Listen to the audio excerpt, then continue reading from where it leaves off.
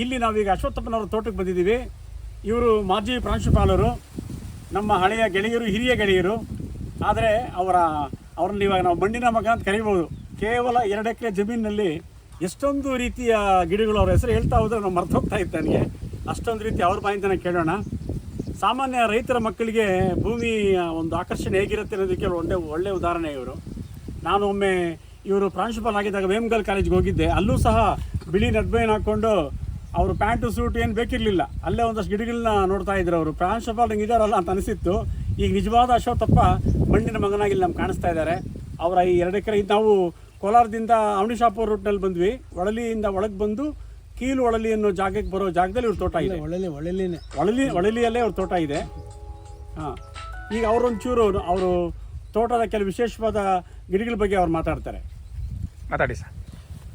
ನನ್ನ ಆತ್ಮೀಯ ಗೆಳೆಯರು ನನ್ನ ತೋಟ ನೋಡಲಿಕ್ಕೆ ಇಲ್ಲಿಗೆ ಆಗಮಿಸಿದ್ದಾರೆ. ಆದರೆ ನಾನು ಸುಮಾರು 3 ವರ್ಷದಿಂದ ನಿವೃತ್ತನಾಗಿ 11 ವರ್ಷ ಆಯಿತು.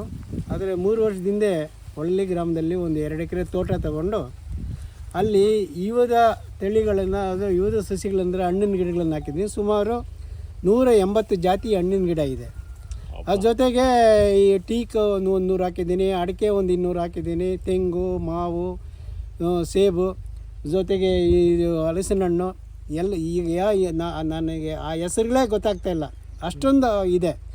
ನಮ್ಮ ಉದ್ದೇಶ ಏನಂತಂದರೆ ಸಾಮೂಹಿಕವಾಗಿ ಇದೊಂದು ಅರಣ್ಯ ರೀತಿ ಬೆಳೆಸಬೇಕು ಅನ್ನೋ ಉದ್ದೇಶ ಅಷ್ಟೇ.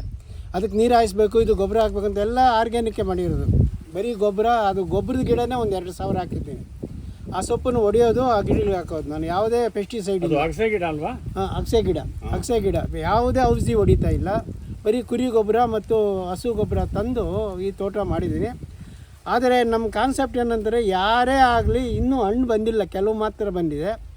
ಯಾರೇ ಸ್ನೇಹಿತರಾಗಲಿ, ಯಾರೇ ಆತ್ಮೀಯರು ಬಂದರೂ ಸಹ ಯಾವ ಸೀಸನಲ್ಲಿ ಬಂದರೂ ಹಣ್ಣು ತಿನ್ನಬೇಕು, ಆ ಕಾನ್ಸೆಪ್ಟು. ಇನ್ನೇನಿದು ಮಾರ್ಕೆಟ್ಗೆ ಹಾಕಬೇಕು, ಇದರಿಂದ ದುಡ್ಡು ಸಂಪಾದನೆ ಮಾಡಬೇಕು ಅಂತ ನನ್ನ ಉದ್ದೇಶ ಅಲ್ಲ.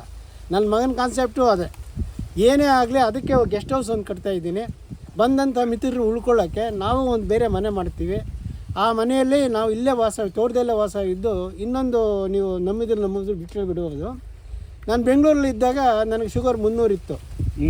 ಈಗ 3 ವರ್ಷದಿಂದ ನಾನು ಮಾತಾಡ್ತಿಂತಲ್ಲಿ ಏನೋ ನಿಲ್ಲಾಗಿದೆ. ಇದು ಒಳ್ಳೆ ಪಾಯಿಂಟ್. ಇದು ನಿಲ್ಲಾಗಿದೆ. ಯಾಕಂತ ನಾನು ಬೆವರು ಸುರಿಸ್ತೀನಿ. ಬೆಳಗ್ಗೆ 6 ಗಂಟೆಗೆ ಬರ್ತೀನಿ, ಸಾಯಂಕಾಲ 6 ಗಂಟೆವರೆಗೂ ತೋಟದಲ್ಲೇ ಇರ್ತೀನಿ. ಎಲ್ಲ ಕೆಲಸಗಳು ನಾನು, ನಮ್ಮ ಒಬ್ಬರು ಆಳಿದ್ದಾರೆ, ಅವ್ರಿಗೆ 600 ರೂಪಾಯಿ ದಿನಕ್ಕೆ ಕೊಡ್ತೀನಿ. ಆದರೂ ಅವ್ರ ಜೊತೆಯಲ್ಲಿ ನಾನು ಕೆಲಸ ಮಾಡಿದ್ರೆ ಅವ್ರಿಗೆ ಸಮಾಧಾನ, ಅವ್ರು ಕೆಲಸ ಮಾಡಿದ್ರೆ ನನಗೆ ಸಮಾಧಾನ. ಕೆಲಸ ಮಾಡಿದೆ ಒಂದು ದಿವಸನೂ ನಾನು ಬಿಡುವಾಗಿರೋದಿಲ್ಲ. ಎಲ್ಲಿದ್ದರೂ ಬೆಂಗಳೂರಿಗೆ ಹೋಗೋದೇ ಇಲ್ಲ. ಈಗ ನನ್ನ ಆರೋಗ್ಯ, ನನ್ನ ಭೂಮಿ, ನನ್ನ ಗುಟ್ಟನ್ನು ಮಾತ್ರ ಸಂರಕ್ಷಣೆ, ಇದರ ಮಾರ್ಗದರ್ಶನ ಎಲ್ಲರೂ ಪಡ್ಕೊಳ್ಳಿ ಅನ್ನೋ ಉದ್ದೇಶಕ್ಕೋಸ್ಕರವಾಗಿ ನಾನು ಮಾಡ್ತಾಯಿದ್ದೀನಿ. ನಾನು ಜಂಬದಿಂದ, ನಾನೇನೋ ಗರ್ವದಿಂದ ಇದೆಲ್ಲ ಮಾಡಿದ್ದೀನಿ ಅಂತ ಖಂಡಿತ ನನ್ನಲ್ಲಿ ಆ ಭಾವನೆ ಇಲ್ಲ.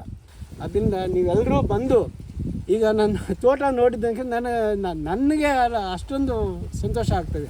ನಿವೃತ್ತಿ ಆದಮೇಲೆ ಇಂತಹ ತೋಟ ಮಾಡಿರೋದು ನಮಗೆ ತುಂಬ ಸಂತೋಷದ ವಿಷಯ. ಯಾಕೆಂತಂದರೆ ಎಲ್ರಿಗೂ ಈ ಅಭಿರುಚಿ ಇರೋದಿಲ್ಲ, ಇವರಿಗೆ ಅಂಥ ಅಭಿರುಚಿ ಇದೆ. ಈ ಒಂದು 2 ಎಕರೆ ತೋಟದಲ್ಲಿ ಅನೇಕ ಜಾತಿಯ ಹಣ್ಣಿನ ಗಿಡಗಳನ್ನು ಬೆಳೆಸಿರೋದು ತುಂಬ ಸಂತೋಷದಾಯಕ.